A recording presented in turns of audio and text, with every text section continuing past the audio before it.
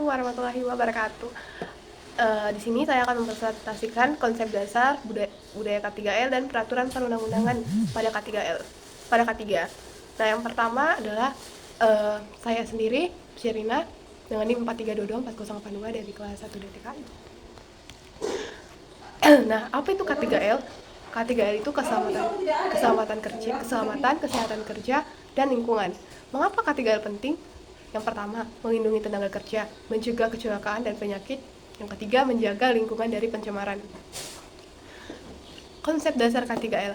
Konsep dasar K3L itu yang pertama adalah keselamatan kerja, yang mana pencegahan terhadap kecelakaan kerja. Yang kedua ada kesehatan kerja, menjaga kesehatan para pekerja dan bahaya pada pekerja. Yang ketiga adalah perlindungan lingkungan, yang mana mengelola dampak aktivitas kerja terhadap lingkungan. Adapun prinsip dari K3L, yang pertama identifikasi bahaya, pengendalian risiko, yang keempat pencegahan terhadap kecelakaan dan penyakit akibat kerja. Nah, adapun beberapa prinsip K3 yang telah dijelaskan di beberapa pertemuan kemarin. Yang pertama ada 1. Semua kecelakaan kerja dapat dicegah. 2. Semua potensi bahaya harus diidentifikasi dan dikendalikan. Yang ketiga, K3 adalah bagian integral dari pelaku tanggung jawab dan peran setiap tenaga kerja. Yang keempat, setiap tenaga kerja harus mempunyai rasa memiliki dan berpartisipasi. Yang kelima, setiap tenaga kerja harus memimpin, mengatur dirinya sendiri dan mengoreksi satu sama lain. Yang keenam, ketiga adalah good for business, success, profitability, and sustainability. Nah, budaya K3. Lantas apa sih budaya K3? Budaya K3 adalah pola nilai keyakinan, sikap, dan praktik yang diterapkan secara konsisten oleh seluruh anggota untuk menciptakan tempat kerja yang aman, sehat, dan ramah lingkungan.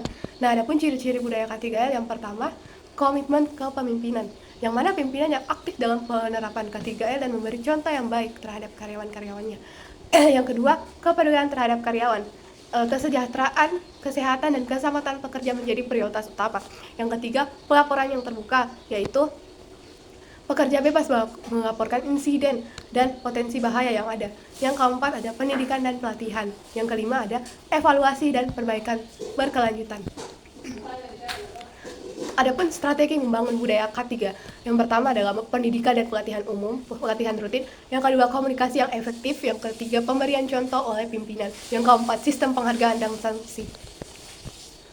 Adapun peraturan perundang-undangan K3 yang diatur dari beberapa undang-undang. Yang pertama dari Undang-Undang Nomor 1 Tahun 1970 tentang keselamatan kerja, yaitu mengatur keselamatan di tempat kerja, menyediakan perlindungan dan pengawasan terhadap bahaya kerja, hak untuk tenaga kerja, dan menetapkan pengawasan oleh pegawai pengawas ketenaga kerja. Lanjut, yang kedua ada Undang-Undang Nomor 13 Tahun 2003 tentang ketenaga kerjaan, yaitu berisi pekerja berhak memperoleh perlindungan, keselamatan, dan kesehatan kerja, serta pemerintah wajib mengawasi perlindungan K3. Yang ketiga ada Undang-Undang Nomor 32 Tahun 2009 tentang perlindungan dan pengelolaan lingkungan hidup. Prinsip yang mana terdapat prinsip kehati-hatian dalam pengelolaan lingkungan, kewajiban perusahaan untuk mencegah pencemaran dan kerusakan yang terjadi pada lingkungan. Yang keempat ada Peraturan Pemerintah atau PP Nomor 50 Tahun 2012, PP Peraturan Pemerintah tahun 2012. Lanjut, Peraturan Pemerintah Nomor 101 Tahun 2013, yang lalu ada Peraturan Pemerintah Nomor 41 Tahun 1000. Dan apa sih? Siapa saja yang bertanggung jawab dalam K3? Yang bertanggung jawab dalam K3 ini ada pengusaha dan pekerja. Pengusaha itu menyediakan alat pelindung dirinya atau APD. Yang kedua, menjamin keselamatan kerja. Yang ketiga, pekerja selalu mengikuti prosedur K3. Yang kedua, menggunakan APD. K3 bukan sekedar kewajiban hukum, tetapi budaya yang harus dibangun bersama. Tujuan akhir dari K3 ini memiliki lingkungan kerja yang aman, sehat, dan ramah lingkungan. Saya Sherina pamit undur diri. Assalamualaikum warahmatullahi wabarakatuh. Terima kasih. Lebih dan kurangnya mohon dimaafkan.